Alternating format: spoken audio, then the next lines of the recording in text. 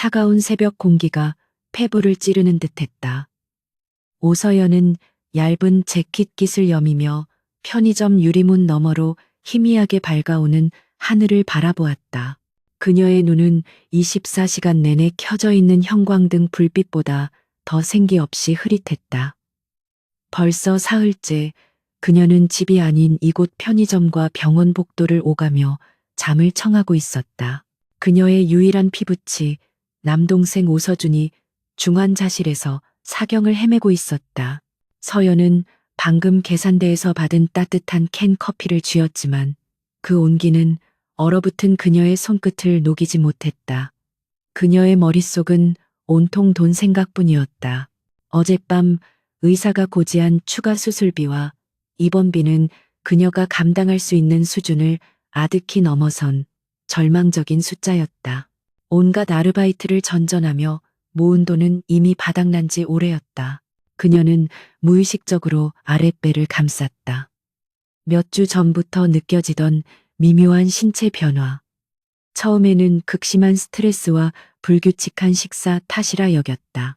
하지만 오늘 새벽 편의점 화장실에서 확인한 2줄짜리 임신 테스트기는 그녀의 마지막 남은 희망마저 산산조각 냈다.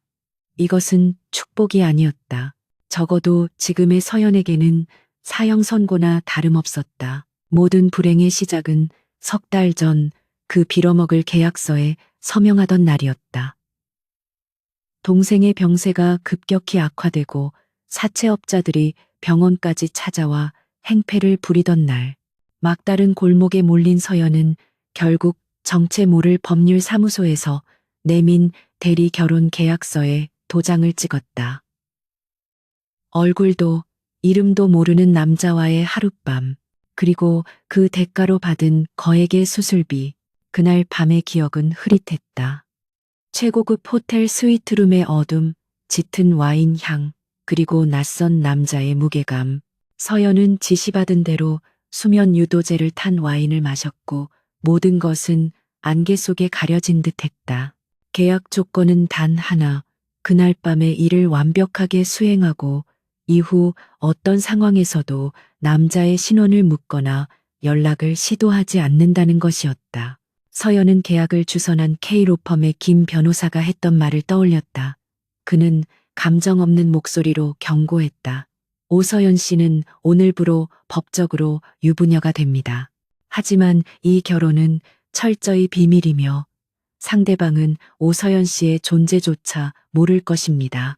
정해진 날, 정해진 장소에서 의무를 다하고 나면 약속한 금액이 동생분 병원 계좌로 입금될 겁니다. 상대방은 그녀의 존재조차 모를 것이라는 말. 그렇다면 그날 밤 그녀와 함께 있었던 남자는 누구였을까?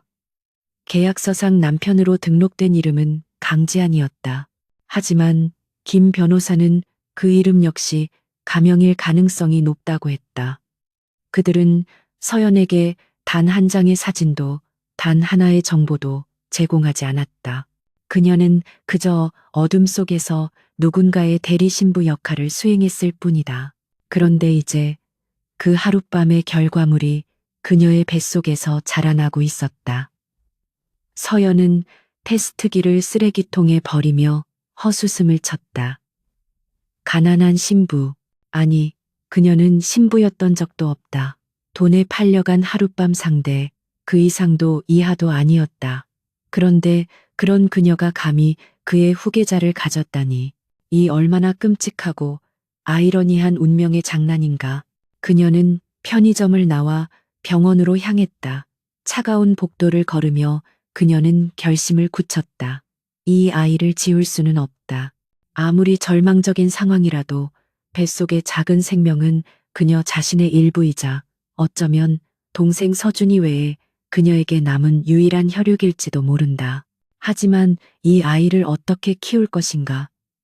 당장 내일의 병원비도 없는데 중환자실 유리창 너머로 동생 서준이 온갖 기계에 둘러싸인 채 누워 있었다.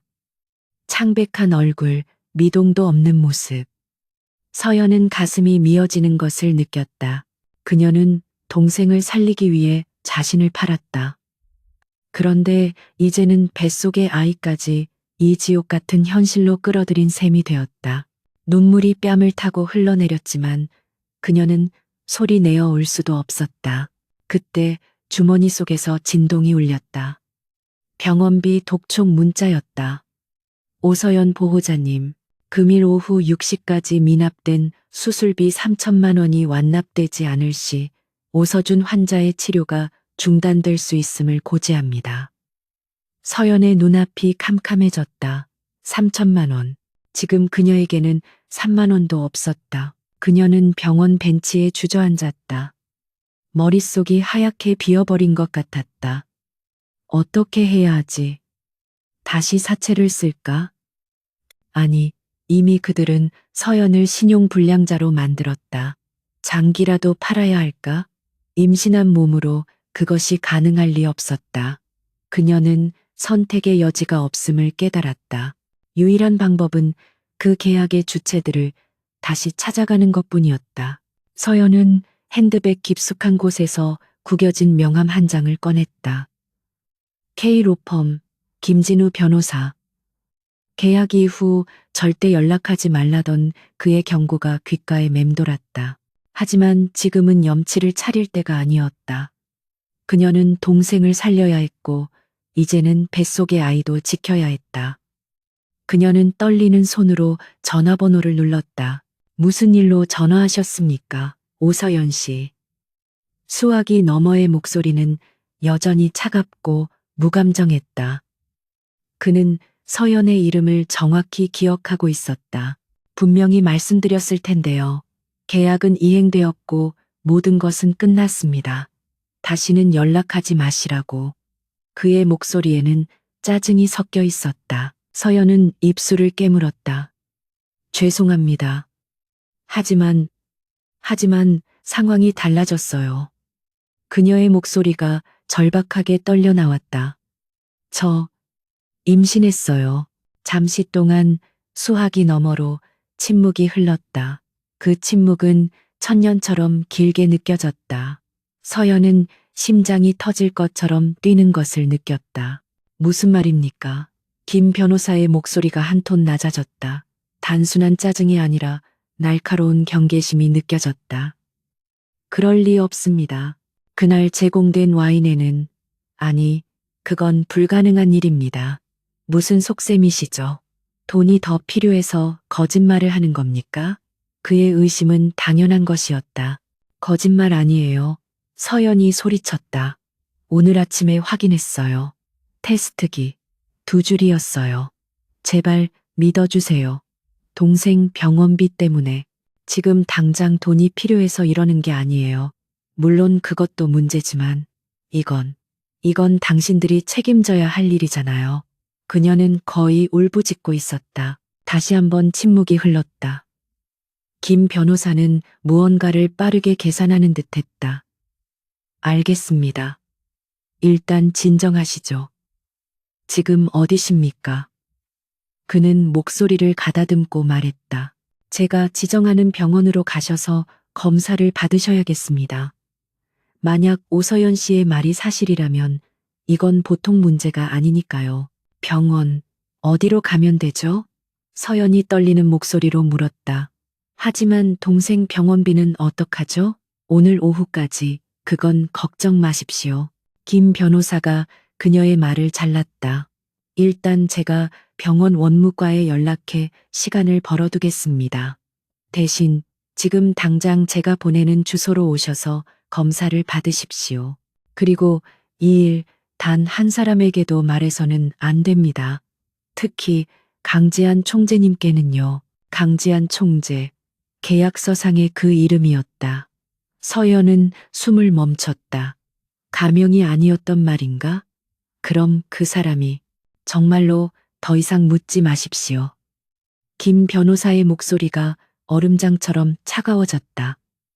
오서연 씨는 그저 검사를 받고 결과를 기다리면 됩니다. 주소 보내겠습니다. 전화가 끊겼다. 서연은 핸드폰에 찍힌 주소를 바라보았다. 강남구 청담동에 위치한 최고급 산부인과였다. 그녀가 평생 발도 들여놓지 못할 곳이었다. 그녀는 아랫배를 다시 한번 감쌌다. 이 작은 생명이 정말로 그 이름 모를 남자 강지한 총재의 아이란 말인가. 현실감이 전혀 없었다. 그녀는 자리에서 일어났다. 선택의 여지가 없었다. 동생을 살리고 이 아이를 지키기 위해서는 그들의 요구에 따를 수밖에 없었다. 그녀는 중환자실 유리창을 한 번 더 바라보았다. 서준아, 조금만 더 버텨줘. 누나가 어떻게든 해볼게. 그녀는 비틀거리며 병원을 나섰다. 청담동으로 향하는 버스에 오르는 그녀의 어깨는 천근만근 무거웠다. 지정된 병원은 상상 이상으로 호화로웠다. 서연은 자신의 초라한 옷차림에 주눅이 들었지만 병원 측은 이미 연락을 받은 듯 그녀를 VIP실로 안내했다. 모든 검사는 신속하고 은밀하게 진행되었다. 피를 뽑고 초음파 검사를 받았다. 차가운 제리배에 닿았을 때 서연은 처음으로 모니터에 나타난 작은 점을 보았다. 의사는 아무 말 없이 검사만 진행했다. 서연이 무언가를 물으려 했지만 의사는 날카로운 눈빛으로 그녀를 제지했다. 검사 결과는 보호자분께 직접 통보될 겁니다. 여기서 기다리시죠. 1시간이 지났을까. 김 변호사가 굳은 얼굴로 VIP실에 들어섰다. 그의 손에는 방금 출력된 듯한 검사 결과지가 들려 있었다. 그는 서연 앞에 서류를 내밀었다. 임신 8주. 축하해야 할 일인지는 모르겠습니다만 오서연 씨 말이 맞았습니다. 그의 얼굴에는 당혹감과 분노가 동시에 서려 있었다. 어떻게 이런 일이. 분명 그날 와인에 피임 성분을 넣으라고 지시했는데 중간에 누군가 바꿔치기를 한 게 틀림없어. 서연은 그의 말을 이해할 수 없었다. 피임 성분, 처음부터 아이를 가질 가능성을 차단하려 했다는 말인가? 그게 무슨, 중요한 건 그게 아닙니다. 김 변호사가 말을 끊었다. 이제 이 아이는 단순한 실수가 아닙니다. 이건 신유그룹의 후계자 문제입니다. 그리고 당신은 오서연 씨 이 문제의 중심에 서게 됐습니다. 서연은 그의 말에 담긴 무게감을 어렴풋이 느꼈다. 신유그룹, 한국 재계 서열 5위 안에 드는 거대 기업. 그리고 강지한 총재는 그 그룹의 총수였다. 그녀는 자신도 모르는 사이에 대한민국에서 가장 강력한 남자의 아이를 갖게 된 것이었다. 절망적인 상황 속에서 아주 희미하지만 위험한 빗줄기 하나가 보이기 시작했다. 김 변호사는 서류를 가방에 챙겨 넣으며 말했다. 이 사실을 총재님께 보고드려야 합니다. 아니, 그 전에 사모님께, 아니, 문 이사장님께 먼저 말씀드려야겠군요. 그는 혼란스러운 듯 중얼거렸다. 오서연 씨, 지금부터 당신은 내 지시 없이는 한 발짝도 움직일 수 없습니다. 동생분 병원비는 해결해 드리죠. 대신 당신과 이 아이는 이제 우리 관리하에 들어가야 합니다. 관리가 아닌 감금이라는 것을 깨닫는 데는 오랜 시간이 걸리지 않았다. 서연은 병원에서 나오자마자 검은색 세단에 태워졌다. 그녀가 도착한 곳은 한강이 내려다 보이는 고급 오피스텔이었다. 김 변호사는 경호원 2명을 배치하며 말했다. 이곳에서 아이를 낳을 때까지 머무르게 될 겁니다. 필요한 모든 것은 제공되지만 외부와의 연락은 일절 금지됩니다. 서연은 창밖을 내다보았다. 화려한 서울의 야경이 그녀의 처지를 더욱 비참하게 만들었다. 그녀는 동생을 살리기 위해 돈을 받았지만 결국 자유를 잃고 아이를 가진 채 세장에 갇힌 신세가 되었다. 그녀는 아랫배에 손을 얹었다. 아가야, 우리는 어떻게 되는 걸까? 그녀의 눈에서 뜨거운 눈물이 다시 흘러내렸다. 그녀의 절박한 삶은 예기치 못한 생명의 징표와 함께 거대한 폭풍 속으로 휘말려 들어가고 있었다. 신유그룹 본사 70층 총재실은 도시의 소음이 닿지 않는 거대한 성체와도 같았다. 강제하는 통유리창 너머로 장난감처럼 보이는 서울의 전경을 무감각하게 내려다보고 있었다. 그의 책상 위에는 방금 전 이사회에서 승인된 구조조정안이 놓여 있었다. 수천 명의 운명이 걸린 서류였지만 그의 칠흑 같은 눈동자에는 일말의 감흥도 비치지 않았다. 그에게 중요한 것은 오직 신유의 생존과 승리뿐이었다. 정적이 흐르던 사무실에 노크 소리가 울렸다. 총재님, 문 이사장님께서 뵙기를 청하십니다. 비서의 목소리에 지하는 미간을 살짝 찌푸렸다. 새어머니인 문 이사장, 문서인은 공식적인 업무 외에는 좀처럼 그의 사무실을 찾는 법이 없었다. 그녀는 신유복지재단을 운영하며 우아한 자선사업가의 가면을 쓰고 있었지만 지아는 그녀의 야심을 단 한순간도 잊은 적이 없었다. 들어오시라고 해. 짧은 허락이 떨어졌다. 문서희가 부드러운 미소를 지으며 사무실로 들어섰다. 최고급 실크 원피스는 그녀의 고상한 취향을 드러냈지만 그녀의 눈빛은 그 어떤 비즈니스맨보다 차갑고 계산적이었다. 그녀는 지한의 책상 앞에 앉으며 자연스럽게 화제를 꺼냈다. 바쁜 것 같구나, 지한아. 그래도 이건 네가 알아야 할 것 같아서. 지한은 서류에서 눈을 떼지 않은 채 대답했다. 용건만 말씀하시죠, 이사장님. 피 한 방울 섞이지 않은 두 사람 사이에는 언제나 팽팽한 긴장감이 흘렀다. 문서인은 그 태도가 거슬렸지만 애써 미소를 유지했다. 내 결혼 문제란다. 물론 서류상의 결혼이지만 그제야 지한의 시선이 그녀에게로 향했다. 문서인은 가방에서 서류 봉투 하나를 꺼냈다. 기억하고 있니? 넉 달 전 할아버님, 강 회장님께서 내 사주와 맞는 여자를 찾아야 한다며 강행하셨던 그 일 말이다. 지아는 기억하고 있었다. 병적인 미신에 집착하는 할아버지 강병철 회장이 애군을 막아야 한다며 멋대로 진행시킨 그저 종이 한 장짜리 유희였다. 그는 상대가 누군지 어떻게 생겼는지조차 관심 없었다. 그래서 그게 왜 문제입니까? 지한의 목소리는 여전히 건조했다. 문서인은 봉투 안에 초음파 사진과 검사 결과지를 꺼내 책상 위에 밀어놓았다. 그 대리 신부라는 아이가 내 아이를 가졌다고 하더구나. 임신 8주 차. 순간 지한의 표정이 싸늘하게 굳었다. 방 안의 온도가 몇 도는 내려간 듯했다. 지한은 초음파 사진을 집어들었다. 작은 검은 점, 그의 후계자라고 했다. 불가능합니다. 그가 잘라 말했다. 그날 밤, 전 호텔에 간 적이 없습니다. 그는 그날 밤을 정확히 기억했다. 이사회를 앞두고 늦게까지 이어진 전략회의. 그리고 피로에 지쳐 마신 와인 한 잔. 그 후의 기억이 드문드문 끊겨 있었다. 문서인은 마치 그럴 줄 알았다는 듯 고개를 끄덕였다. 나도 그렇게 생각했지. 그래서 김 변호사를 시켜 알아봤단다. 그녀는 우아하게 다리를 꼬았다. 기억나니? 그날 네가 마신 와인, 내가 특별히 준비했던 거. 네가 너무 지쳐 보여서. 그런데 그 와인에 누군가 손을 댄 모양이야. 아마 할아버님의 짓이었겠지. 지한의 눈이 가늘어졌다. 할아버지 강병철, 신유그룹의 창업주이자 여전히 마쿠에서 절대 권력을 휘두르는 인물. 그는 아들 지한의 아버지를 잃은 후 유일한 적손인 지한을 통해 그룹을 영속시키려는 집착에 사로잡혀 있었다. 지한은 할아버지가 자신에게 진짜 후계자를 안기기 위해 이런 일을 꾸몄다는 것을 즉각 깨달았다. 문서인은 그 사실을 이용해 지한을 자극하는 것이었다. 그 여자는 어디 있습니까? 지한이 물었다. 흥분하지 말렴. 문서희가 손을 저었다.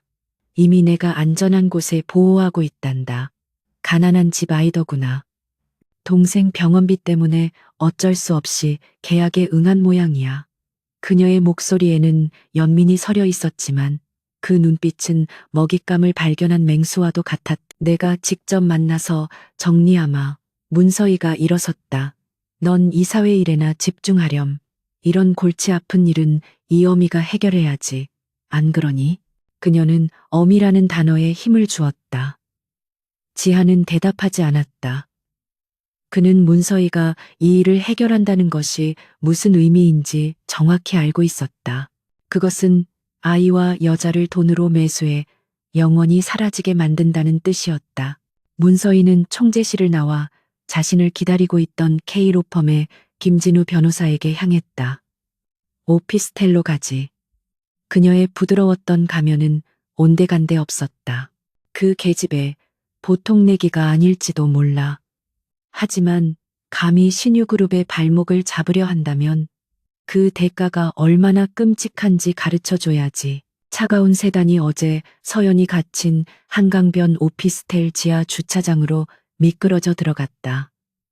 서연은 뜬 눈으로 밤을 지새운 뒤였다. 동생의 병원비가 해결되었다는 김 변호사의 연락을 받았지만 마음은 조금도 편하지 않았다. 이곳은 창살 없는 감옥이었다. 그녀는 경호원들의 감시 속에 거실 소파에 멍하니 앉아 있었다.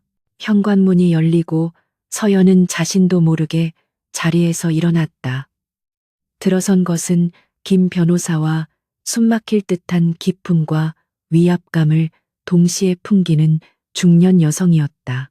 문서희였다.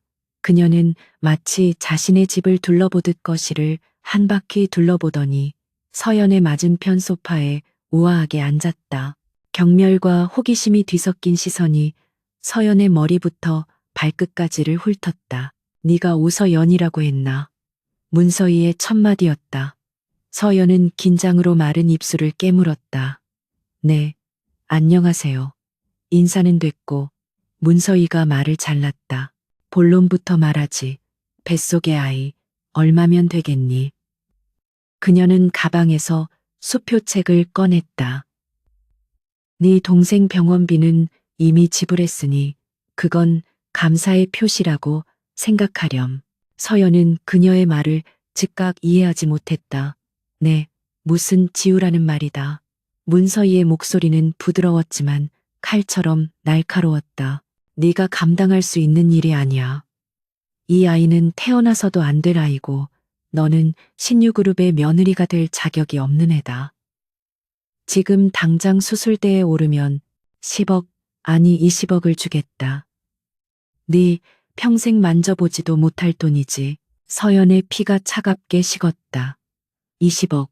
그 돈이면 동생의 남은 치료비는 물론 평생 일하지 않아도 될 정도의 거액이었다. 하지만 그 말은 동시에 그녀의 뱃속에 있는 생명을 부정하는 것이었다. 어제까지만 해도 이 아이의 존재가 절망이었지만 이제는 달랐다. 이 아이는 그녀가 지켜야 할 유일한 희망이었다. 싫습니다. 서연의 목소리가 떨렸지만 눈빛은 단호했다. 문서희의 눈썹이 살짝 치켜 올라갔다. 뭐라고? 돈이 부족한 게냐? 30억, 더는 안 된다. 그녀는 마치 시장에서 물건값을 흥정하듯 말했다. 서연은 주먹을 꽉 쥐었다. 돈의 문제가 아닙니다. 이 아이, 제 아이예요. 지울 수 없습니다.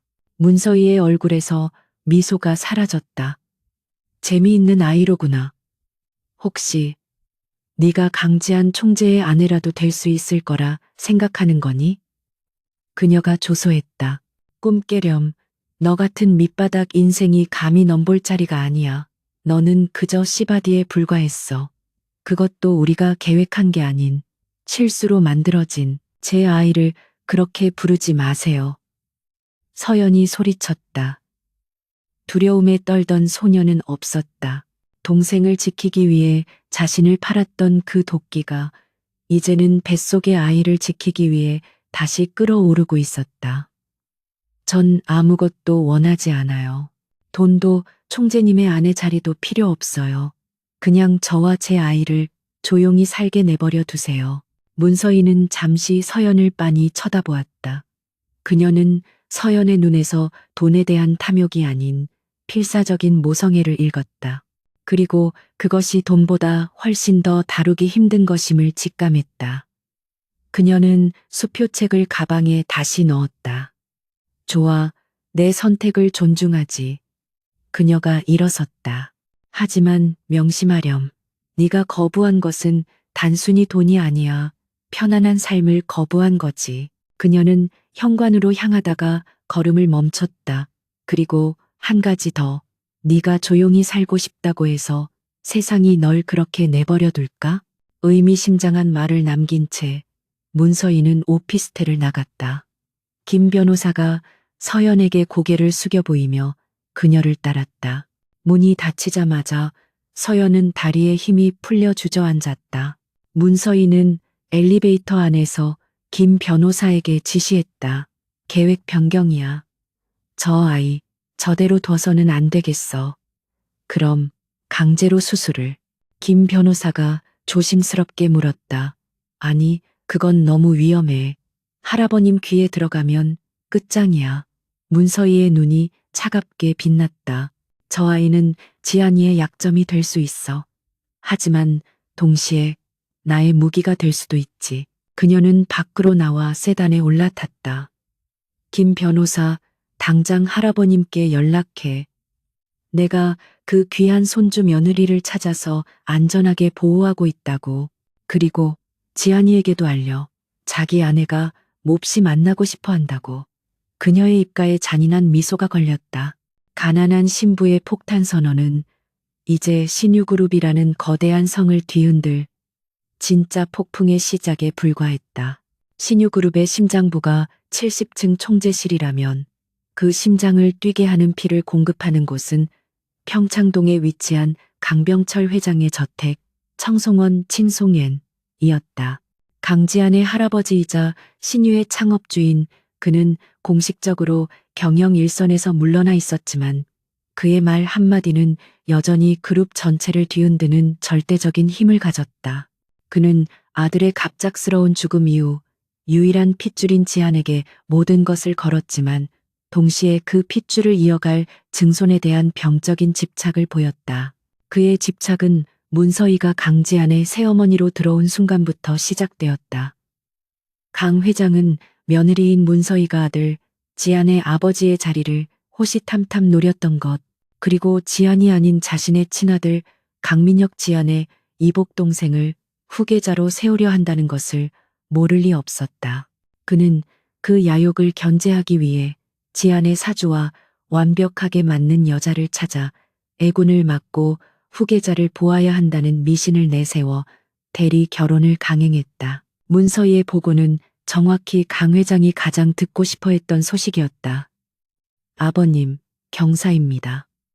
지한이에게 드디어 핏줄이 생겼습니다. 그녀는 마치 자신이 모든 것을 계획하고 성공시킨 것처럼 강 회장 앞에서 연기했다. 제가 혹시 몰라 그 아이를 미리 찾아내어 지금 안전한 곳에서 보호하고 있습니다. 그녀는 자신이 서연을 감금한 오피스텔을 안전가옥으로 포장했다. 강병철 회장은 감고 있던 눈을 번쩍 떴다. 주름진 그의 얼굴에 순간적으로 형언할 수 없는 기쁨이 스쳤지만 이내 날카로운 의심으로 바뀌었다. 그는 문서희를 꿰뚫어 볼 듯이 바라보았다. 네가 그 아이를 찾았다고? 그의 목소리는 낮고 위험이 서려 있었다. 내가 분명 그날 밤 지안이 방의 합방을 위한 준비를 하라 일렀거늘 내년이 중간에서 무슨 수작을 부린 것이냐. 문서희의 얼굴이 순간 굳었지만 그녀는 태연하게 무릎을 꿇었다. 아버님, 오해십니다. 저도 그저 아버님의 뜻을 따르려 했을 뿐, 그저 지한이가 워낙 완강해서. 하지만 하늘이 도우셨는지 그 하룻밤에 이런 경사가 생기지 않았습니까? 그녀는 강 회장이 후계자라는 말에 얼마나 약한지 잘 알고 있었다. 시끄럽다. 강 회장이 불호령을 내렸다. 그는 문서희의 속셈을 뻔히 보고 있었다. 자신의 감시망 밖에 그 아이를 두고 그것을 빌미로 지안을 흔들거나 혹은 최악의 경우 아이를 해치고 모든 것을 지안의 불찰로 돌릴 계획이라는 것을. 강 회장은 지팡이로 바닥을 내리쳤다. 당장 그 아이를 이 청송원으로 데려와라. 아니, 지안이가 있는 본가 저택으로 그는 즉시 강지한을 호출했다. 할아버지의 호출을 받은 지한은 불길한 예감에 휩싸였다. 청송원에 도착한 그를 맞이한 것은 서늘한 할아버지의 눈빛과 그 옆에서 승리감에 도취된 듯한 문서희의 미묘한 미소였다. 왔느냐, 지한아. 강 회장이 입을 열었다. 내 아내가 내 아이를 가졌다는구나. 그것도 8주나 되었다고. 지한의 얼굴이 얼음장처럼 차가워졌다. 그는 문서희를 노려보았다. 그녀가 자신에게 말한 것과 동시에 할아버지에게도 보고해 이를 키운 것이 분명했다. 그 여자는 지한이 무언가 말하려 했지만 강 회장이 가로막았다. 그 여자가 누구든 어떤 아이든 상관없다. 중요한 것은 그 아이가 내 증손이자 신유의 핏줄이라는 것이다. 그래서 저더러 어쩌라는 겁니까? 지한이 냉담하게 물었다. 그 아이와 그 어미를 오늘부로 네가 있는 청담동 본가로 들여라. 강 회장의 명령은 단호했다. 지한은 어이가 없다는 듯 헛웃음을 쳤다. 제 집에요? 그 정체 모를 여자와? 말도 안 됩니다. 말이 안 되는 건 네 태도다. 강 회장이 노했다. 그 아이는 신유의 후계자다. 그런데 그 귀한 몸을 저 음흉한 여우, 문서희, 소굴에 맡겨두란 말이냐? 네가 네 아비처럼 당하고 싶으냐? 강 회장의 말은 비수처럼 지한의 가슴에 밝혔다. 그의 아버지는 유능했지만 결국 문서희의 계략과 집안의 암투 속에서 병을 얻어 요절했다. 지한은 그것을 자신의 나약함 때문이라고 자책해왔다. 지한은 주먹을 꽉 쥐었다. 그는 할아버지의 미신도, 문서희의 야망도, 그리고 갑자기 튀어나온 아이와 여자도 모두 혐오스러웠다. 하지만 그는 신유의 후계자를 보호해야 한다는 할아버지의 명분을 거역할 수 없었다. 그것은 그룹 총수로서의 의무이자 아버지를 지키지 못했다는 죄책감에서 비롯된 족쇄였다. 알겠습니다. 그렇게 하죠. 그날 오후 오서연은 자신이 갇혀있던 오피스텔에서 다시 짐을 싸야 했다. 김 변호사는 그녀에게 더 안전한 곳으로 모시는 겁니다. 강 회장님의 뜻입니다. 라고 말했다. 서연은 안전한 곳이라는 말이 이제 얼마나 기만적인지 알았지만 저항할 힘이 없었다. 그녀가 도착한 곳은 드라마에서나 볼 법한 거대한 성벽으로 둘러싸인 청담동의 대저택이었다. 이곳이 바로 강지한 총재가 사는 곳, 신유 가문의 본가였다. 저택의 규모는 오피스텔과는 비교도 할 수 없이 웅장했지만 그만큼 더 차갑고 비인간적으로 느껴졌다.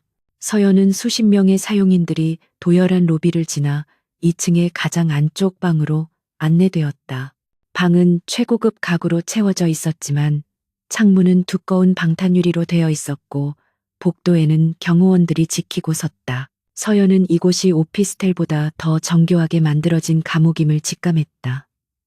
그리고 그날 밤 그녀는 난생 처음으로 자신의 법정 남편 강지한을 마주하게 되었다. 그는 서재에서 일을 마치고 나오던 길이었고 서연은 물을 마시기 위해 잠시 방에서 나왔다가 복도에서 그와 마주쳤다. 서연은 숨이 멎는 듯했다. 사진으로도 본 적 없는 남자. 하지만 그 존재감만으로도 주변 공기를 얼어붙게 만드는 남자였다. 완벽하게 재단된 셔츠, 흐트러짐 없는 머리카락, 그리고 모든 감정을 배제한 듯한 차가운 눈. 그가 바로 강지한이었다. 그 역시 서연을 알아보았다. 자료를 통해 그녀의 사진을 이미 확인했기 때문이었다. 지한은 서연을 위아래로 훑어보았다. 그의 시선에는 경멸, 그 이상의 것은 없었다. 그는 그녀를 자신의 할아버지와 새어머니 사이의 권력 게임에서 운 좋게 굴러들어온 도구로 여겼다. 동생의 목숨값으로 몸을 팔고 이제는 아이를 무기 삼아 신유그룹에 발을 들이려 하는 천박한 여자. 그것이 강지한이 본 오서연의 전부였다. 내 집에서 돌아다닐 생각 마. 그의 목소리는 얼음처럼 차가웠다. 내 방은 그 아니다. 아이를 낳을 때까지 넌 그 방에서 한 발짝도 나올 필요 없어. 필요한 게 있다면 사용인을 시켜.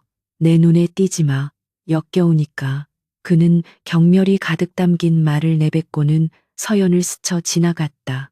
서연은 그 자리에 못 박힌 듯 서 있었다. 역겹다는 말. 그 한마디가 그녀의 가슴을 난도질했다. 그녀는 반박하고 싶었다. 당신들의 돈 때문에 내가 이 지경이 된 거라고, 나도 원한 게 아니었다고 소리치고 싶었다. 하지만 그녀는 그저 입술을 깨물 뿐이었다. 그녀는 이 거대한 성에서 가장 미천한 존재, 그저 후계자를 품은 자궁에 불과했다. 그날부터 원치 않는 동거, 차가운 감시의 시작이었다. 서연에게는 전담의사와 영양사가 붙었다. 매일 정해진 시간에 검진을 받았고 억지로라도 정해진 식단을 삼켜야 했다.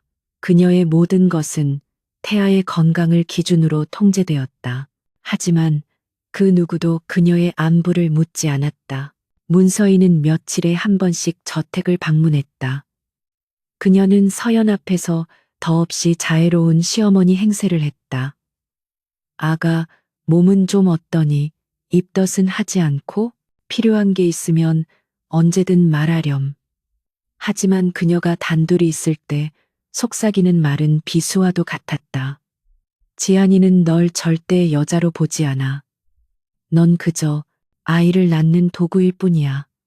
네가 아이를 낳는 순간 넌 여기서 쫓겨나게 될 거란다. 그러니 분수를 알아야지. 강지아는 그녀의 경고대로 서연을 철저히 무시했다. 그는 저택에 머무는 시간을 줄였고 마주치더라도 마치 그녀가 투명 인간인 것처럼 지나쳤다. 서연은 그 넓은 저택에서 유령처럼 살았다. 유일한 대화 상대는 뱃속의 아이뿐이었다. 동생 서준이의 소식은 김 변호사를 통해 안전하게 치료받고 있다는 단편적인 소식만 들을 수 있을 뿐 직접적인 연락은 철저히 차단되었다. 서연은 이 화려한 감옥에서 자신이 서서히 말라 죽어 가고 있음을 느꼈다. 지안의 경멸, 문서희의 위선, 그리고 강 회장의 집착. 그녀는 이 모든 것의 한가운데서 오직 뱃속의 아이만을 의지한 채 버티고 있었다. 그녀는 아랫배를 감싸 안았다. 아가야, 엄마가 꼭 지켜줄게. 그녀의 눈에서 뜨거운 눈물이 방탄유리창 너머의 차가운 도시 야경 위로 떨어졌다. 강지안의 저택에서의 삶은 숨막히는 정적의 연속이었다. 오서연은 자신의 방에 갇힌 새처럼 창밖만 바라보는 날이 많아졌다. 태아를 위한 완벽한 영양 공급과 의료 케어가 제공되었지만 그녀의 영혼은 서서히 메말라갔다. 강지아는 그녀를 그림자처럼 취급했고 문서인은 방문할 때마다 꿀을 바른 독약 같은 말로 그녀의 자존감을 갉아먹었다. 하지만 강지아는 자신이 인지하는 것보다 훨씬 더 서연을 의식하고 있었다. 그는 자신의 저택에 침입한 이물질 혹은 자신의 완벽한 통제하에 들어온 변수를 관찰했다. 그는 서재의 CCTV 모니터를 통해 그녀의 일상을 지켜보았다. 그녀는 그가 예상했던 꽃뱀과는 거리가 멀었다. 그녀는 명품이나 보석을 요구하지 않았다. 값비싼 식사가 제공되어도 그저 뱃속의 아이를 위해 억지로 삼킬 뿐 기뻐하는 기색이 없었다. 그녀는 대부분의 시간을 방 안의 작은 서가에서 책을 읽거나 혹은 그저 멍하니 창밖을 바라보며 보냈다. 그녀의 얼굴에는 슬픔과 체념이 어렸지만 탐욕이나 교활함은 보이지 않았다. 오히려 그녀는 극도로 조심스러웠다. 사용인들에게조차 폐를 끼치지 않으려 했고 늘 고개를 숙였다. 지아는 그녀가 밤늦게 아무도 없는 주방에서 홀로 찬물로 허기를 달래는 모습을 몇 번이나 목격했다. 입덧 때문에 낮에는 제대로 먹지 못했지만 까다로운 입맛을 드러내며 사용인들을 괴롭히고 싶지 않았던 것이다. 그의 머릿속에 혼란이 생기기 시작했다. 저 여자가 정말 동생의 병원비를 위해 몸을 팔고 이제는 아이를 빌미로 재산을 노리는 그런 부류일까. 그녀의 모든 행동은 그가 가진 선입견과 정면으로 부딪혔다. 그녀는 돈에 팔려온 대리 신부라기엔 너무 순수했고 또 너무나 고고했다. 그러던 어느 날 저녁 사소하지만 결정적인 사건이 발생했다. 지안이 평소보다 이른 시간에 저택으로 돌아왔을 때 그는 2층 복도에서 서연과 마주쳤다. 서연은 검진을 위해 1층 진료실로 향하던 중이었고 지안을 보자마자 화들짝 놀라 벽 쪽으로 비켜서려 했다. 그녀는 그의 눈에 띄지 말라는 경고를 잊지 않고 있었다. 하지만 입덧으로 기력이 쇠한 탓일까 아니면 너무 서두른 탓일까. 서연의 발이 꼬이며 그녀의 몸이 앞으로 고꾸라졌다. 아, 그녀는 본능적으로 자신의 배를 감싸 안으며 넘어졌다. 그 순간 지한의 몸이 반사적으로 움직였다. 그는 몸을 날려 넘어지는 서연의 팔을 낚아채고 그녀를 자신의 품으로 끌어안았다. 아찔한 순간이었다. 서연은 그의 단단한 가슴에 얼굴을 묻은 채 가쁘게 숨을 몰아쉬었다. 그녀의 몸은 공포로 사시나무처럼 떨고 있었다. 그런데 지한이 깨달은 것은 그녀가 자신을 위해서가 아니라 오직 뱃속의 아이를 걱정하며 떨고 있다는 사실이었다. 그녀는 팔을 풀 생각도 않고 여전히 배를 감싼 채 중얼거렸다. 아가, 아가, 괜찮아? 지아는 처음으로 그녀를 그렇게 가까이에서 보았다. 화장기 없는 창백한 얼굴, 공포에 질린 큰 눈, 그리고 그의 후각을 자극하는 낯설지 않은 은은한 비누 향기. 그의 심장이 불규칙하게 뛰었다. 그는 자신이 왜 이런 반응을 보이는지 이해할 수 없었다. 그는 서둘러 그녀를 부축해 일으켜 세웠다. 조심성 없이 그의 목소리는 여전히 차가웠지만 평소의 날카로운 경멸은 조금 무뎌져 있었다. 감사합니다. 서연은 고개를 숙인 채 그의 품에서 재빨리 벗어났다. 그녀는 그와의 접촉이 마치 불에 댄 것처럼 두려운 듯했다. 그녀는 더 이상 아무 말 없이 서둘러 계단을 내려갔다. 지아는 그 자리에 서서 자신의 손을 내려다보았다. 그녀의 가녀린 팔을 붙잡았던 감촉, 그리고 그녀에게서 나던 그 비누 향기. 그것은 넉 달 전 기억이 끊겼던 그날 밤의 호텔 스위트룸에서 맡았던 향기와 희미하게 닮아 있었다. 그는 머리를 세차게 흔들었다. 말도 안 되는 상상이었다. 하지만 의심의 씨앗은 한번 심기면 걷잡을 수 없이 자라나는 법이다. 지아는 그날 밤 서재로 돌아와 비서실장에게 비밀리에 지시를 내렸다. 넉 달 전 내가 묵었던 플래티넘 호텔 스위트룸. 그날 밤의 모든 CCTV 영상을 확보해. 특히 79층 VIP 전용 엘리베이터와 복도 단 하나도 빠짐없이. 신유그룹 총재의 비밀 지시는 즉각 이행되었다. 하지만 결과는 예상대로였다. 총재님, 이상합니다.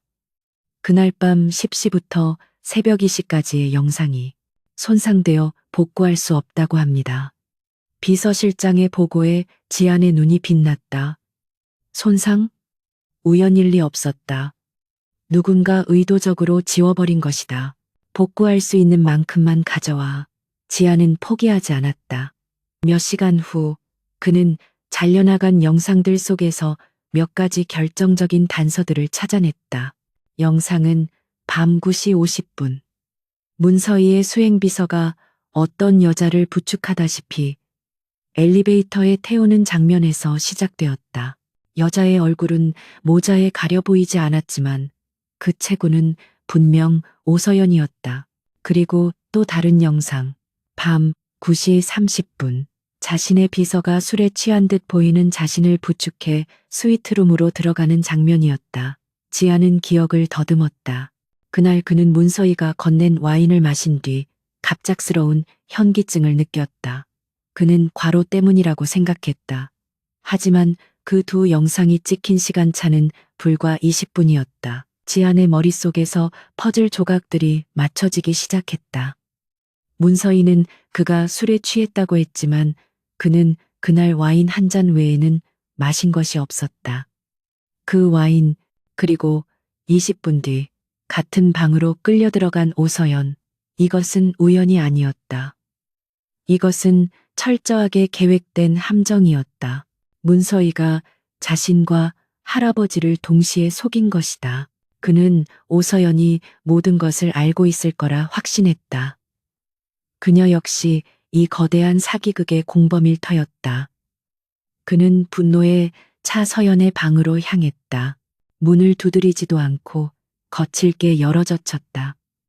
서연은 침대에 걸터 앉아 책을 읽다가 갑작스러운 그의 등장에 경악했다. 당신 대체 무슨 짓을 한 거지?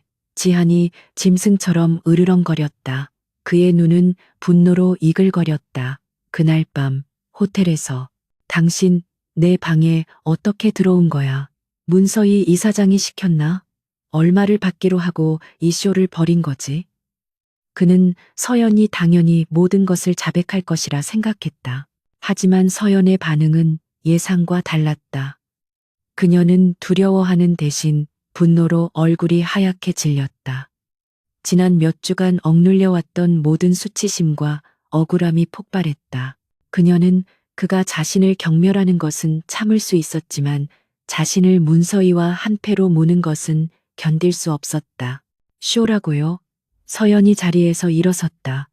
그녀의 목소리가 가늘게 떨렸지만 그 안에는 강철 같은 무언가가 있었다. 당신은 아무것도 모르는군요. 하긴 당신처럼 높은 곳에 있는 사람이 뭘 알겠어요. 그녀는 헛웃음을 쳤다. 그날 밤 당신 방에 어떻게 들어갔냐고요? 나도 몰라요. 난 약에 취해 있었으니까. 뭐라고? 지안이 멈칫했다. 김 변호사라는 사람이 동생 병원비 때문에 계약한 나에게 수면 유도제가 든 와인을 마시라고 했어요. 의무를 치르기 위한 절차라고. 내가 정신을 차렸을 땐 모든 게 끝나 있었고 난 더러운 호텔방에 혼자 버려져 있었어요. 그녀의 눈에서 눈물이 터져 나왔다. 당신은 내가 돈 때문에 이 짓을 벌인다고 생각하겠죠. 맞아요. 돈 때문에 시작했어요. 죽어가는 동생 살리려고 내 몸뚱이 팔았어요. 그런데 이 아이는 내가 원한 게 아니었어요. 그녀는 자신의 배를 감싸 안으며 절규했다. 문서희 이사장은 나에게 돈을 주며 아이를 지우라고 했어요. 내가 당신들 같은 괴물들하고 한패라고 생각해요? 지아는 마치 망치로 머리를 한 대 맞은 듯한 충격에 휩싸였다. 서연의 절규는 거짓말이 아니었다. 그 안에는 뼛속까지 사무친 고통과 진실이 담겨 있었다.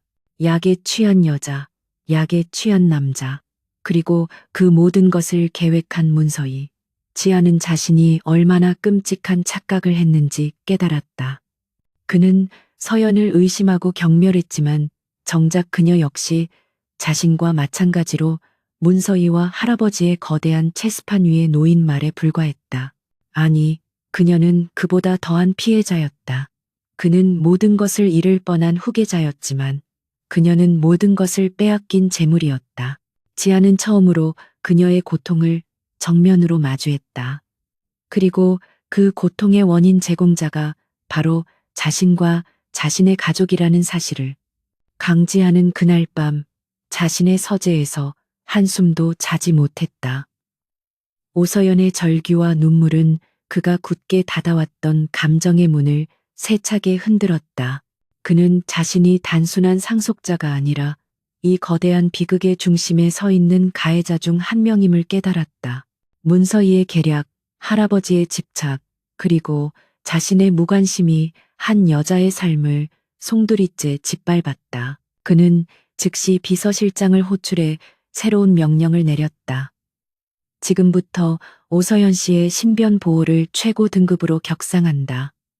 저택 내 모든 사용인과 경호 인력을 재점검해 특히 문서희 이사장이 심어놓은 사람이 있는지 샅샅이 뒤져.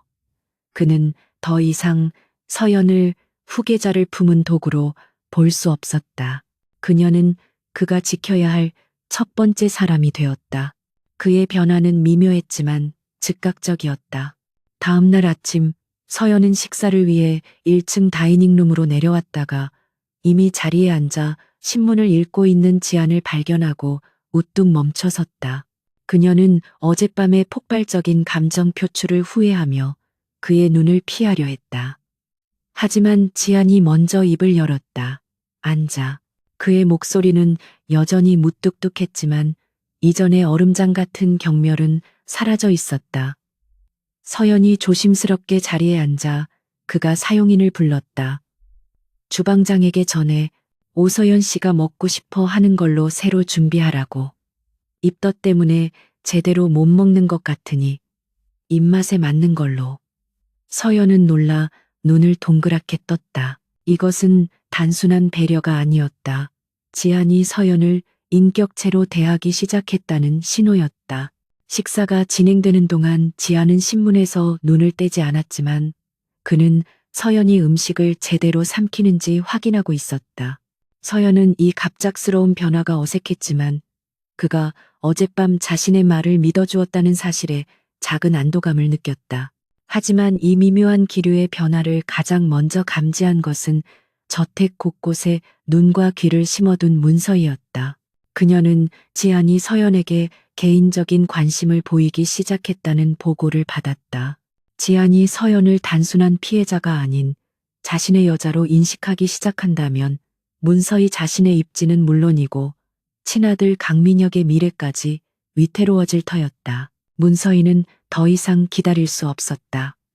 그녀는 원래 계획, 즉 서연이 아이를 낳으면 거액의 돈을 쥐어주고 쫓아내려던 계획을 수정해야 했다. 서연은 이제 돈으로 움직일 존재가 아니었다. 그녀는 지안의 마음을 얻고 있었다. 문서희는 훨씬 더 극단적이고 잔인한 방법을 선택하기로 결심했다. 그녀는 K로펌의 김진우 변호사를 자신의 비밀 아지트로 호출했다. 김 변호사. 그 계집애가 강 총재를 홀리고 있어. 이대로 두면 모든 게 틀어져. 그녀의 목소리는 차분했지만 눈은 분노로 불타고 있었다. 두 가지를 동시에 진행해야겠어. 하나는 여론전, 다른 하나는 물리적인 제거. 김 변호사가 긴장한 듯 침을 삼켰다. 물리적인 제거라니요. 이사장님, 그건 너무. 시끄러워. 문서희가 소리쳤다. 그 아이가 태어나면 끝이야. 할아버님이 모든 재산을 그 핏덩이에게 넘길 거고 지한이는 더 확고하게 자리를 지키겠지. 그럼 내 아들 민혁이는 뭐가 돼? 그녀의 탐욕은 이성을 마비시킨 지 오래였다. 내가 시키는 대로 해. 그녀는 냉정을 되찾고 지시를 내렸다. 우선 언론에 소스를 풀어. 신유그룹 강지한 총재가 정체 모를 여자에게 발목이 잡혔다고. 동생 병원비를 미끼로 의도적으로 접근한 꽃뱀이라고 몰아가. 그 여자가 임신을 무기로 신유그룹을 협박하고 있다고. 그녀는 김 변호사에게 서류 몇 장을 건넸다. 그것은 서연이 과거 사채업자들에게 쫓기던 기록과 동생의 병원비 내역이었다. 이걸 이용해 돈 때문에 무슨 짓이든 할 수 있는 밑바닥 인생으로 만들어버려. 여론이 들끓으면 할아버지도 이 사회도 지한이를 압박할 수밖에 없을 거야. 그리고 두 번째, 그녀의 목소리가 뱀처럼 속삭였다. 저택 내부 사람을 움직여 자연스러운 사고로 위장해야 해. 계단에서 발을 헛디디게 하든 마시는 차에 약을 타든. 방법은 상관없어. 중요한 건 태아만 사라지면 된다는 거야. 오서연은 살려둬도 상관없지만 그 뱃속의 것은 반드시 없애야 해. 그날 오후부터 신유그룹을 둘러싼 악의적인 기사들이 쏟아져 나오기 시작했다. 처음에는 증권가 찌라시 수준이었지만 곧이어 메이저 언론사들까지 신유그룹 총재의 비밀스러운 여자, 임신 스캔들, 그룹 경영권 위기 같은 자극적인 제목의 기사들을 내보냈다. 기사 내용은 교묘하게 조작되었다. 오서연은 동생의 병원비를 위해 강지한에게 의도적으로 접근한 사기꾼으로 묘사되었다. 그녀가 대리 결혼 계약을 한 사실은 숨겨진 채 마치 그녀가 불법적인 관계를 통해 임신하고 이를 무기로 그룹을 협박하는 것처럼 그려졌다. 신유그룹의 주가는 즉각 폭락하기 시작했다. 강지한은 긴급 이사회를 소집해 사태를 수습하는 한편 이 모든 기사의 배후에 문서희가 있음을 직감했다. 그는 분노했지만 동시에 서연이 받을 충격을 걱정했다. 그는 저택의 모든 인터넷과 TV를 차단하라고 명령했지만 이미 때는 늦었다. 서연은 점심 식사를 가져다 주던 젊은 사용인의 휴대폰에서 우연히 그 기사를 보고 말았다. 사용인은 당황하며 휴대폰을 숨기려 했지만 서연의 눈에는 이미 자신의 얼굴 사진과 함께 꽃뱀, 사기꾼이라는 끔찍한 단어들이 밝혀 있었다. 세상이 무너지는 듯한 충격이었다. 그녀는 자신이 더럽고 천박한 존재로 낙인 찍힌 것에 몸을 떨었다. 그녀는 방으로 뛰어 올라가 문을 잠갔다. 지안이 자신을 믿어주기 시작했다고 생각했는데 이제 이 기사들을 보면 그 역시 자신을 다시 의심하고 경멸할 것이었다. 그녀는 절망감에 휩싸여 침대에 엎드려 울음을 터뜨렸다. 한편 문서희의 두 번째 계획이 실행에 옮겨지고 있었다. 그녀가 매수한 사람은 저택의 주방에서 일하는 보조 요리사였다. 그는 문서희로부터 거액의 돈을 받고 서연이 매일 마시는 태아 안정용 허브티에 미량의 유산 유도제를 탔다.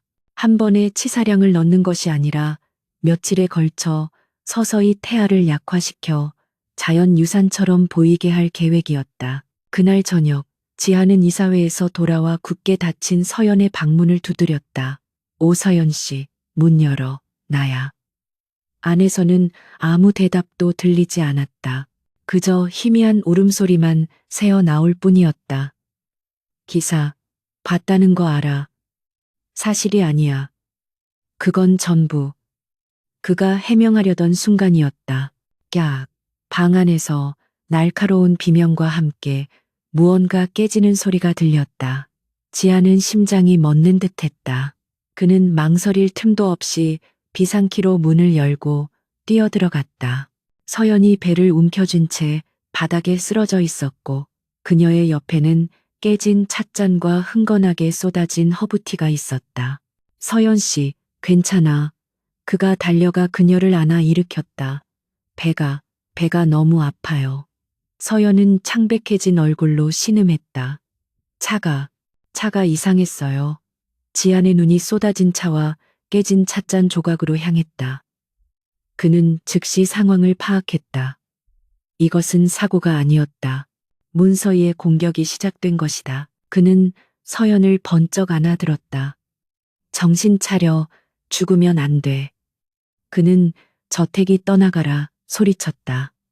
의사 불러, 당장.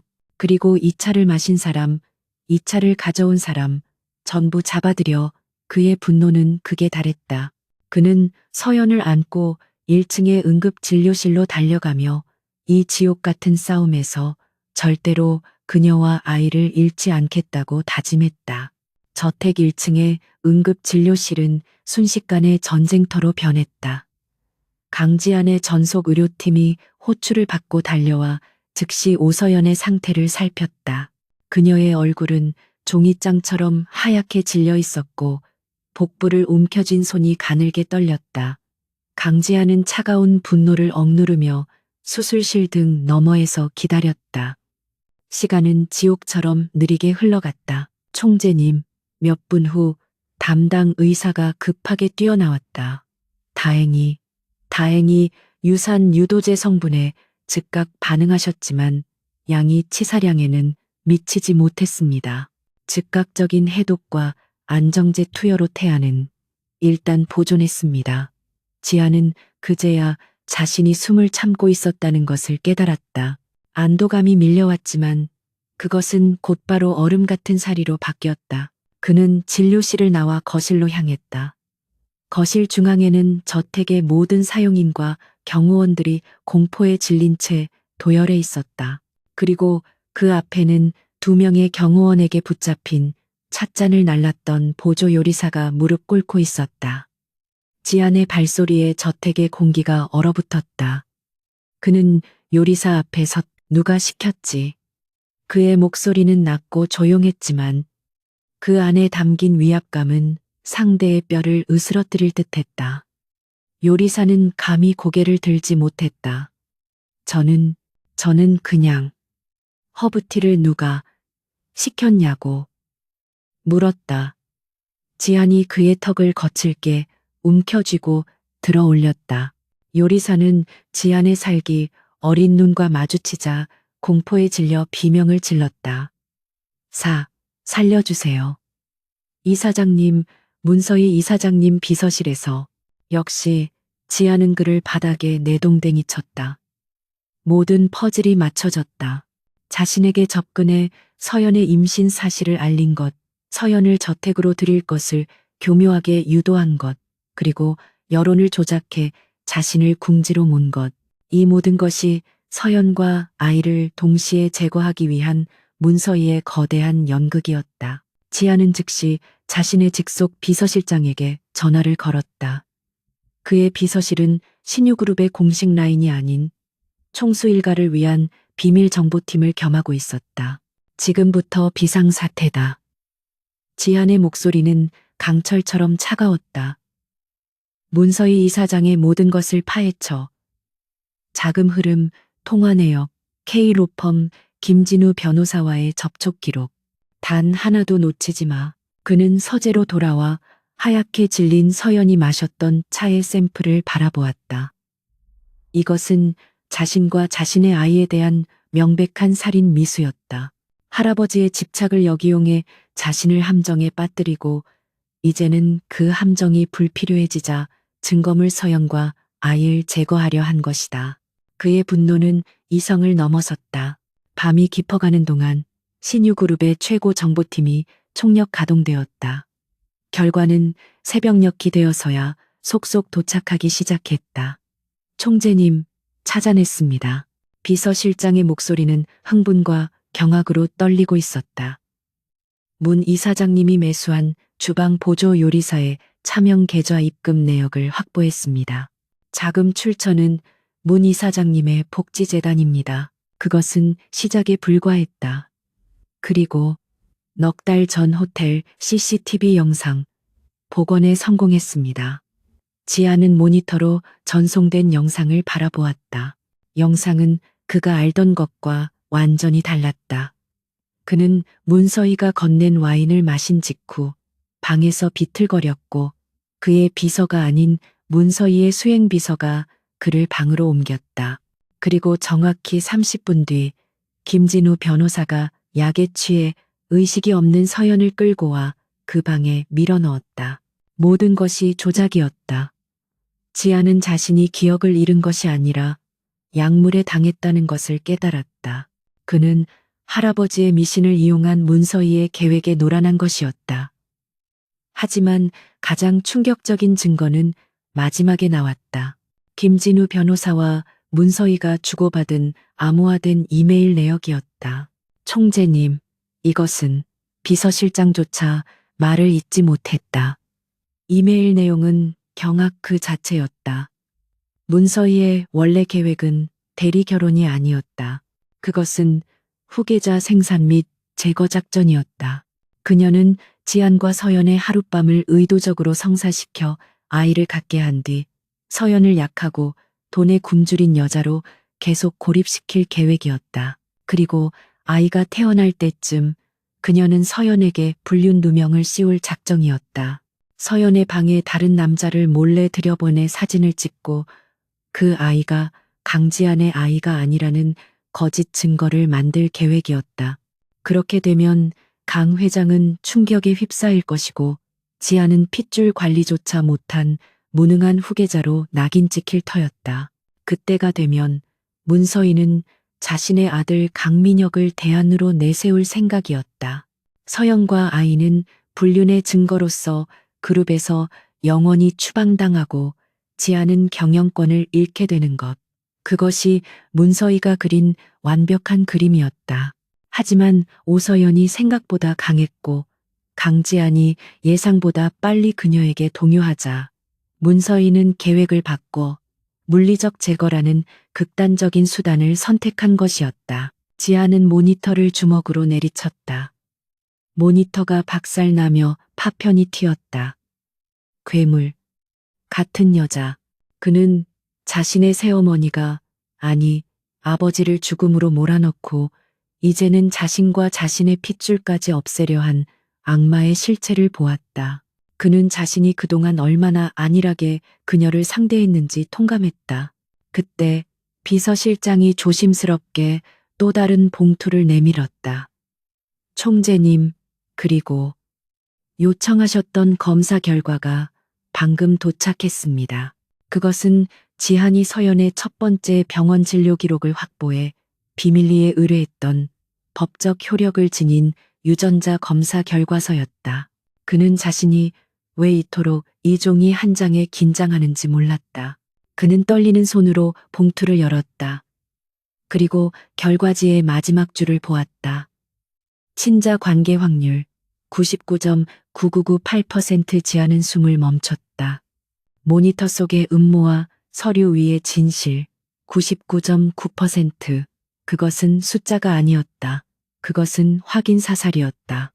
그가 그토록 경멸하고 무시했던 저 여자가 온몸으로 지켜내려 했던 그 뱃속의 생명이 의심할 여지 없는 자신의 아이, 자신의 핏줄이라는. 그는 천천히 자리에서 일어섰다. 분노는 가라앉고 그 자리에는 강철보다 차갑고 무거운 결심이 자리 잡았다. 그는 더 이상 신유그룹의 총재로서가 아니었다. 그는 한 아이의 아버지로서 그리고 한 여자를 지켜야 하는 남자로서 움직여야 했다. 그는 서연이 잠들어 있는 진료실 병상으로 향했다. 그녀는 링거를 맞은 채 창백한 얼굴로 잠들어 있었다. 하지만 그 와중에도 그녀의 한 손은 본능처럼 자신의 아랫배를 감싸고 있었다. 지아는 침대 옆 의자에 조용히 앉았다. 그는 처음으로 그녀의 얼굴을 제대로 바라보았다. 고단한 삶의 흔적과 두려움이 서려 있었지만 그 안에는 꺾이지 않는 강인함이 있었다. 그는 자신도 모르게 손을 뻗어 그녀의 뺨에서 흘러내린 머리카락을 쓸어 넘겼다. 서연이 희미하게 미간을 찌푸리며 잠꼬대를 했다. 아가, 안 돼. 지아는 가슴이 저미는 듯한 죄책감을 느꼈다. 이 모든 고통의 시작은 자신이었다. 미안해. 그가 아주 작은 목소리로 속삭였다. 너무 늦어서 미안해. 내가 전부 끝낼게. 반드시. 신유그룹 이사회 긴급 소집 공고는 정광석화처럼 이루어졌다. 문서희는 강지안이 자신의 공격에 대한 증거를 수집할 시간을 주지 않기 위해 그리고 언론의 스캔들이 최고조에 달한 이 시점을 놓치지 않기 위해 모든 것을 서둘렀다. 그녀는 자신이 그룹 이사회의 과반수를 장악하고 있다고 자신했다. 복지재단을 통해 수년간 이사들에게 뿌린 막대한 로비 자금과 그들의 비리를 담보로 한 협박이 그녀의 가장 강력한 무기였다.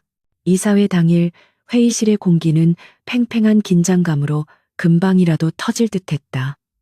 강지안의 자리는 비어 있었다. 문서희는 우아하지만 비통한 표정으로 회의를 주재했다. 그녀의 아들 강민혁이 그 옆에서 불안한 듯 손톱을 물어뜯고 있었다. 문서희가 먼저 입을 열었다. 참담한 심정입니다, 이사님들. 연일 신유그룹의 이름이 언론에 오르내리고 있습니다. 그녀는 준비한 자료를 화면에 띄웠다. 오서연을 꽃뱀으로 몰아가는 자극적인 기사들이었다. 강지한 총재는 그룹의 명예를 실추시켰을 뿐만 아니라 정체불명의 여자와 그 아이에게 휘둘려 경영 판단력마저 상실했습니다. 이사회의 거듭된 경고에도 불구하고 그는 여전히 그 여자를 저택에 숨겨두고 있습니다. 이는 명백한 배임 행위입니다. 회의장이 술렁이기 시작했다. 문서희가 심어둔 이사들이 바람을 잡기 시작했다. 이대로는 안 됩니다. 주가가 연일 폭락하고 있습니다. 총재의 사생활 문제로 그룹 전체가 흔들리다니 있을 수 없는 일입니다. 문서희는 회심의 미소를 지었다. 모든 것이 그녀의 시나리오대로 흘러가고 있었다. 따라서 그녀가 자리에서 일어섰다. 저는 신유그룹의 대주주이자 이사로서 강지한 총재의 직무를 즉각 정지하고 경영 정상화를 위해 강민혁 상무를 총재 직무대행으로 추천하는 바입니다. 강민혁이 놀란 듯 하면서도 기쁨을 감추지 못하는 표정으로 고개를 숙였다. 이제 거수 표결만 남은 순간이었다. 바로 그때 묵직한 이중문이 열렸다. 아직 내 허락 없이는 안 될 텐데. 낮고 위험 있는 목소리. 회의실의 모든 시선이 문으로 향했다. 그곳에는 지팡이를 짚은 강병철 회장이 서 있었다. 그의 눈은 늙었지만 여전히 매처럼 날카로웠다. 그리고 그의 뒤를 강지한이 마치 아무 일도 없었다는 듯 차가운 얼굴로 따르고 있었다. 문서희의 얼굴이 순간적으로 굳었다. 강 회장은 이사회에 거의 모습을 드러내지 않았다. 아, 아버님, 여긴 어쩐 일로 내 회사 이사회에 내가 못 올 이유라도 있나. 강 회장이 지팡이로 바닥을 치며 상석으로 걸어갔다. 지아는 그런 할아버지의 옆자리에 앉았다. 하지만 사람들을 더 놀라게 한 것은 그들 뒤에 서 있는 존재였다. 창백하지만 두려움에 떨지 않는 눈빛, 단정하게 빗어 넘긴 머리, 배를 감싸 안은 채 당당하게 고개를 든 여자. 오서연이었다. 언론에서 떠들던 꽃뱀이 신유그룹의 심장부인 이사회 회의실의 모습을 드러낸 것이다. 저 여자는 이사들이 경악했다. 조용히 강지한이 입을 열었다. 그의 목소리는 회의실 전체를 얼어붙게 만들었다. 문서희 이사장님, 연극은 잘 봤습니다. 하지만 이제 그만 끝내시죠. 그는 자리에서 일어나 스크린으로 향했다. 이사님들께 진실을 보여드릴 시간이 된 것 같군요. 그는 USB를 연결했다. 첫 번째로 화면에 뜬 것은 넉 달 전 플래티넘 호텔에 복원된 CCTV 영상이었다. 문서희의 비서가 약에 취한 강지한을, 그리고 잠시 후 김진우 변호사가 의식 없는 오서연을 같은 방에 밀어넣는 장면이 고스란히 재생되었다. 이것이 이사장님이 말씀하시는 스캔들의 시작입니다. 이것은 스캔들이 아니라 계획된 범죄입니다. 문서희의 얼굴이 하얗게 질렸다. 저건 조작이야. 네가 날 모함하려고. 조작? 지한이 비웃었다. 그럼 이것도 조작입니까? 다음 화면에는 저택의 주방 보조요리사가 문서희의 비서에게 돈을 받고 허브티에 정체 모를 약물을 타는 장면이 나왔다. 그리고 그가 모든 것을 자백하는 영상이 이어졌다. 총재님의 아이를 유산시키라고 이 사장님께서 시키셨습니다. 회의실은 물을 끼얹은 듯 조용해졌다. 이사들은 자신들이 무슨 일에 연루되었는지 깨닫고 공포에 질렸다. 이것은 단순한 경영권 다툼이 아니었다. 살인 미수였다. 그리고 이 사장님이 그토록 부정하고 싶어 하셨던 결과입니다. 지아는 마지막 파일을 열었다. 친자 관계 확률 99.9998%. 이것은 단순한 의혹이 아닙니다. 지한의 목소리가 회의실을 지배했. 문서희 이사장은 신유의 후계자를 의도적으로 만들기 위해 한 여자를 유인하고 강 총재에게 약물을 사용했으며 그 아이가 자신의 계획에 방해가 되자 아이와 산모를 동시에 살해하려 했습니다. 강병철 회장은 눈을 감고 있었지만 그의 주먹은 지팡이를 부술듯이 쥐고 있었다. 모든 시선이 문서희에게로 향했다. 그녀는 사시나무처럼 떨고 있었다. 아니야, 저건 다 거짓말이야. 저 계집애가, 저 천한 것이 너희를 속인 거야. 그녀가 발악하듯 서연을 향해 손가락질했다. 그래, 내가 시켰다. 하지만 그건 다 신유를 위해서였어. 저런 천박한 핏줄이 감히 신유를 잊게 할 수는 없었으니까. 그녀가 모든 것을 자백한 순간이었다. 하지만 서연은 더 이상 물러서지 않았다. 그녀는 지한의 옆으로 걸어나갔다. 그녀는 더 이상 숨거나 두려워하지 않았다. 천박한 핏줄이라고요? 그녀의 목소리는 떨렸지만 그 안에는 강인한 힘이 있었다. 당신이 말하는 그 천박한 핏줄이 지금 내 안에서 숨 쉬고 있어요. 그녀는 이사들을 그리고 문서희를 똑바로 바라보았다. 나는 가난합니다. 동생을 살리기 위해 돈이 필요했던 것도 사실입니다. 하지만 난 당신처럼 다른 사람의 생명을 짓밟으면서 내 것을 챙기려 하지는 않았어요. 그녀는 자신의 배를 감쌌다. 당신은 이 아이를 지우려 했지만 나는 이 아이를 지키기 위해 내 목숨을 걸 겁니다. 누가 더 어머니 자격이 있고 누가 더 신유의 이름을 더럽혔는지는 여기 계신 분들이 판단하시겠죠. 서연의 당당한 외침은 모든 이의 심금을 울렸다. 그녀는 피해자였지만 그 누구보다 강했다. 지하는 그런 서연의 어깨를 가만히 감쌌다. 그것은 보호이자 인정이었다. 문서희는 완전히 무너졌다. 그녀는 주저앉아 히스테릭하게 웃기 시작했다. 다 끝났어. 다 아직 끝나지 않았습니다. 이사장님. 지한이 마지막 일격을 가했다. 당신을 조사하는 과정에서 아주 흥미로운 것을 발견했거든요. 그는 스크린에 마지막 자료를 띄웠다. 그것은 신유복지재단의 비밀 장부였다. 문서희가 지난 10년간 재단 자금을 빼돌려 비자금을 조성하고 그 돈으로 이사들을 매수하고 심지어 강민혁의 유학 자금과 도박 빚까지 갚아준 내역이었다.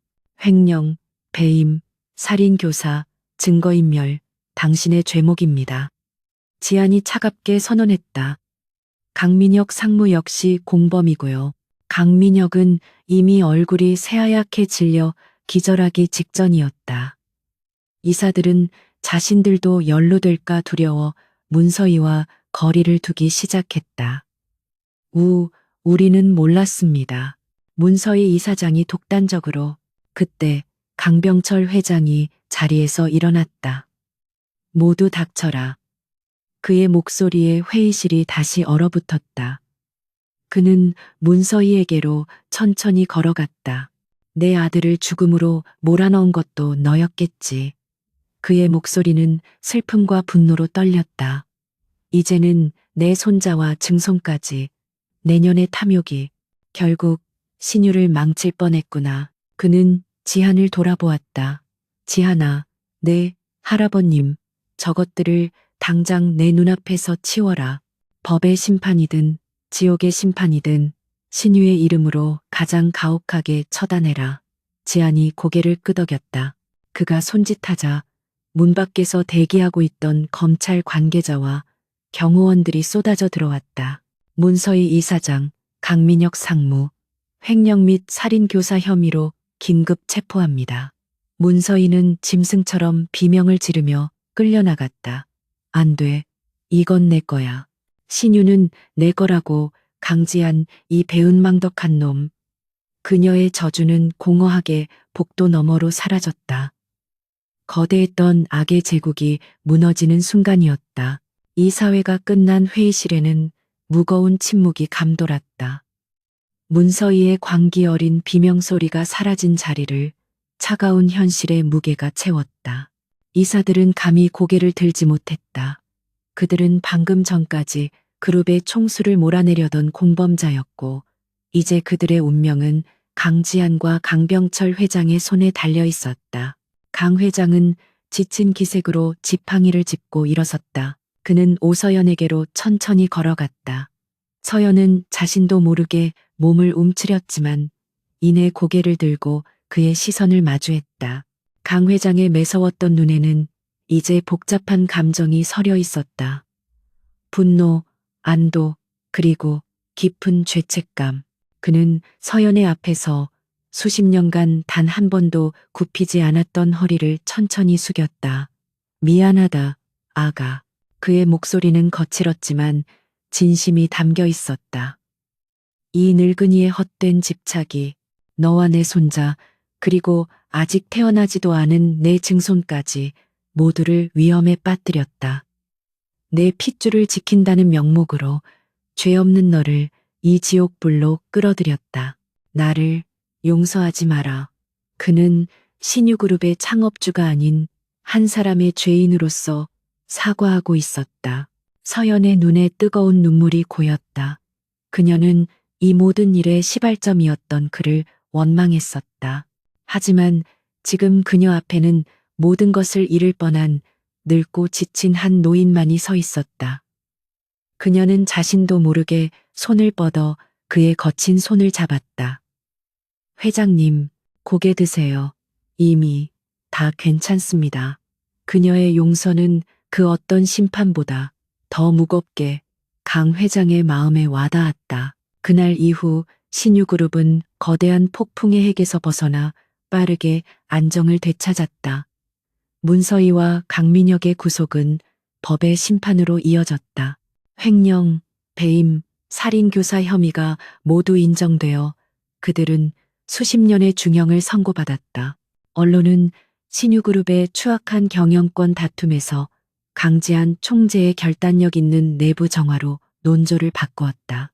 강지한은 이 기회를 놓치지 않았다. 그는 문서희와 결탁했던 이사들을 모두 해임하고 전문 경영인들로 이사회를 새롭게 구성했다. 오서연의 꽃뱀 누명은 강지한의 공식적인 발표와 CCTV 증거 공개로 완벽하게 벗겨졌다. 대중은 오히려 거대한 음모에 맞서 아이를 지켜낸 그녀의 용기에 박수를 보냈다. 모든 폭풍이 시에스트